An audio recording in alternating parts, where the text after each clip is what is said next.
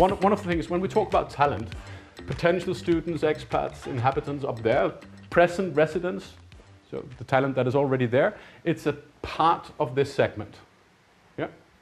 So it's not everybody, but it's a part. You can define talent in various ways. They are either residents or potential residents. And as such, they line up. Part of being attractive for talent is because you have something to offer career-wise and quality of life-wise, but also leisure-wise. If I want to develop my place in a specific direction, I need to be strategic about, for example, what kind of talent I attract. So you know that there's certain kind of talent that's strategically necessary for the future of my city. And that's not necessarily only high-tech entrepreneurs or investors. It can also be, you know, people working in healthcare or teachers and so on. Because we need to keep the engines working. This is a European-wide problem. That's, if you look at demographic projections, it's only going to, you know, the war on talent is just getting started. Now, what does that mean? That means that if we want to have an attractive place for our citizens and for companies and stuff like that, then we can use, in the touristy cities, we can use the tourism to create more of what our own population likes. So you're using it as a flow that needs to be managed to deliver certain outcomes. Yeah?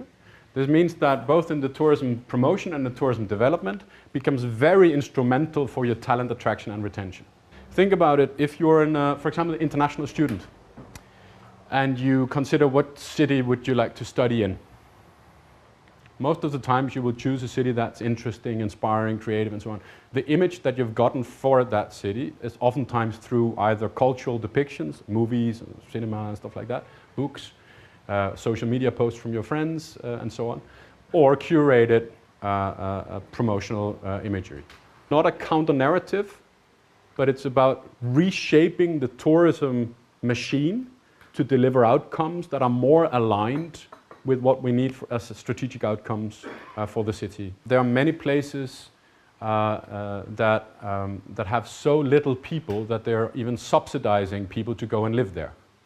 Right? I'm sure you've seen some of these examples. Yeah.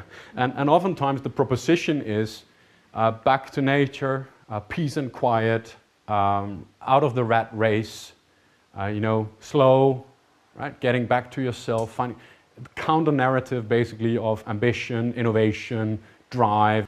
By pushing that narrative, you can reinforce the image of the area as an area where nothing happens. Yeah? So by pushing the only proposition that you have, you actually reinforce the feeling that there's nothing else to come for. And we're seeing this a lot in more peripheral touristy areas. And that can be dangerous. Even if it's something that the local population really likes, it can still be dangerous if that's the only story that's being told of the place.